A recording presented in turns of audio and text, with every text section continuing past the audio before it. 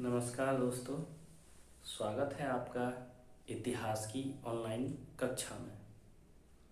दोस्तों, आज से हम पढ़ने चल रहे हैं इतिहास। उम्मीद करता हूँ कि आप सब बढ़िया होंगे और अच्छे से अपनी परीक्षाओं की तैयारी कर रहे होंगे।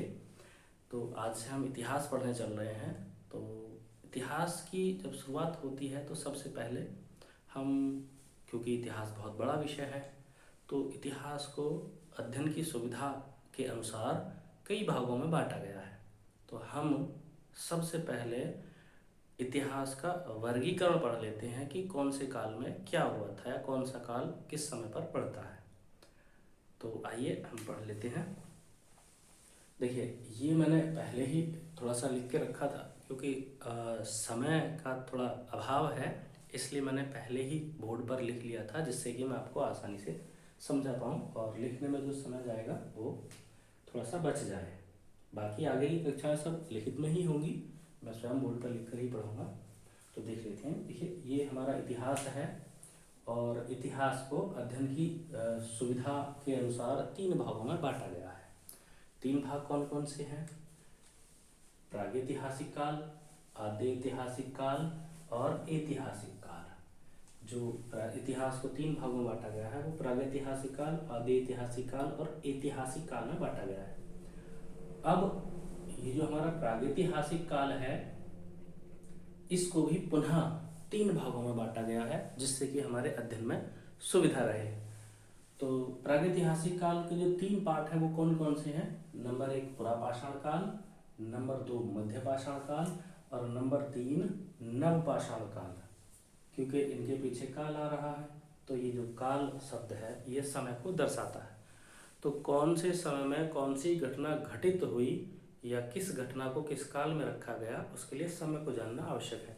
तो हम साथ के साथ इनका जो समय है NCERT के द्वारा बताया गया, हम उसकी बात कर लेते हैं।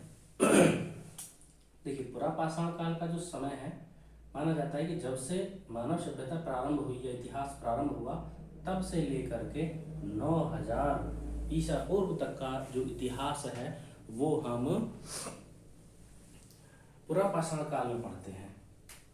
उसके बाद 9000 ईसा पूर्व से लेकर के 4000 ईसा पूर्व तक का जो इतिहास है, यानी कि लगभग 5000 वर्ष का जो इतिहास है, उसको हम मध्य पाषाण काल में पढ़ते हैं। नवपाषाण काल, जिसमें कि आग का आविष्कार हुआ, पहिए की खोज हुई, मनुष्य ने कृषि करना प्रारंभ कर दिया, स्थायी जीवन यापन शुरू कर दिया, घर मकान बना करके वो रहने लग गए, उसका समय 4000 से लेकर के 2500 ईसा पूर्व तक का है। तो प्रागैतिहासिक काल 3 भागों में, पुरापाषाण काल, मध्यपाषाण काल और नवपाषाण काल में विभाजित किया गया है। अब बात कर लेते हैं आद्य ऐतिहासिक काल की। ये जो आद्य ऐतिहासिक काल है, इसे भी अध्ययन की सुविधा हेतु इसको भी 2 भागों में विभाजित किया गया है। अब इसके 2 भाग कौन कौन से हैं तो देख लीजिए। देखिए, पहला भाग है सिंधु घाटी सभ्यता और दूसरा भाग है वैदिक सभ्यता। यानी आद्य ऐतिहासिक काल को 2 भागों में विभाजित किया गया है, सिंधु घाटी सभ्यता, वैदिक सभ्यता। सिंधु घाटी सभ्यता की यदि समय की बात की जाए तो 2500 ईसा पूर्व से लेकर के 1500 ईसा पूर्व तक का जो समय है वो सिंधु घाटी सभ्यता का है। लगभग 1000 वर्ष का इतिहास हम सिंधु घाटी सभ्यता का पढ़ते हैं। उसके बाद उत्तर वैदिक काल, यानी कि जो वैदिक सभ्यता है, इसको भी अध्ययन की सुविधा के अनुसार 2 भागों में बांटा जाता है। पहला ऋग्वैदिक काल, दूसरा उत्तर वैदिक काल। वैदिक सभ्यता को वैदिक सभ्यता इसलिए कहा जाता है क्योंकि ये सभ्यता वेदों पर आधारित थी। ऐसा माना जाता है कि मध्य एशिया के निवासी थे आर्य लोग, जिन्होंने इस सभ्यता को बसाया। ये जो वैदिक सभ्यता है, ये एक ग्रामीण सभ्यता थी। यानी यहाँ के लोगों का जीवन जिस तरह से गांव के लोग होते हैं ऐसा ही था। यानी शहरीकरण नहीं था, ये एक पूर्ण रूप से ग्रामीण सभ्यता थी। यहाँ के लोग कृषि पशुपालन का कार्य करते थे। जबकि सिंधु घाटी सभ्यता जो है ये एक शहरी सभ्यता थी, नगरीय सभ्यता थी। यहाँ के लोग मुख्य रूप से व्यापार करते थे, अच्छे इनके नगर बसे हुए थे और विदेशी व्यापार भी इन लोगों के बीच में होता था। अब इतिहास का जो तीसरा भाग होता है वो है ऐतिहासिक काल।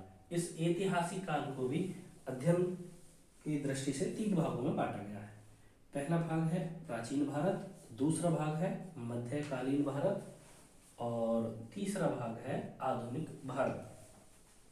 यदि हम प्राचीन भारत के समय की बात करें तो प्राचीन भारत का समय 600 ईसा पूर्व से लेकर के 712 ईस्वी तक का इतिहास प्राचीन भारत में पढ़ा जाता है। यह उस समय तक का इतिहास है जब पहली बार किसी मुस्लिम आक्रमणकारी ने 712 ईस्वी में भारत पर आक्रमण किया था। वो आक्रमणकारी था मोहम्मद बिन कासिम।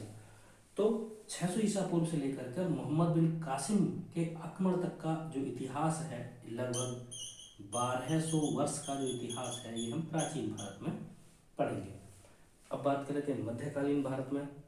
तो मध्यकालीन भारत का जो समय है वो 7 से 12 ईस्वी से लेकर के 1707 ईस्वी तक है। 712 में मोहम्मद बिन कासिम का प्रथम आक्रमण हुआ, यानी प्रथम मुस्लिम आक्रमण हुआ। उसके बाद 1707 ईस्वी में जो अंतिम प्रतिष्ठित मुगल शासक था औरंगजेब, उसकी मृत्यु हुई। यानी मोहम्मद बिन कासिम के आक्रमण से लेकर के औरंगजेब की मृत्यु तक का इतिहास मध्यकालीन भारत में हम लोग पढ़ेंगे। वैसे तो मध्यकालीन भारत को भी पूर्व मध्यकालीन और उत्तर मध्यकालीन 2 भागों में बांटा गया है, जिसमें 712 से लेकर के 1206 ईस्वी तक का है और उसके बाद 1206 से लेकर के 1707 ईस्वी तक का इतिहास आता है, जिसमें सल्तनत काल और मुगल शासन ये दोनों ही शामिल होते हैं। उसके बाद आधुनिक भारत की यदि बात की जाए तो औरंगजेब की मृत्यु के बाद से लगभग 1964 तक, यानी जब तक हमारे देश के प्रथम प्रधानमंत्री जवाहरलाल नेहरू जीवित रहे, तब तक का इतिहास हम आधुनिक भारत में पढ़ते हैं। क्योंकि औरंगजेब जिस समय शासन कर रहा था उस समय विभिन्न यूरोपीय कंपनियां भारत आ गई थी, जिन्होंने अपने उपनिवेश भारत में स्थापित किए थे और व्यापार प्रारंभ किया था। उसी समय अंग्रेजों ने व्यापार के साथ साथ अपनी शासन व्यवस्था भी भारत में स्थापित कर ली और भारत को अपना एक उपनिवेश बना लिया। तो औरंगजेब की मृत्यु के बाद मुगल साम्राज्य का पतन होना शुरू हो गया और पतन होते होते मुगल साम्राज्य 1857 में पूर्ण रूप से समाप्त हो गया, जिस बाद में अंग्रेजों का शासन भारत पर हो गया। तो आधुनिक भारत में हम अंग्रेजों के शासन के विषय में पढ़ेंगे।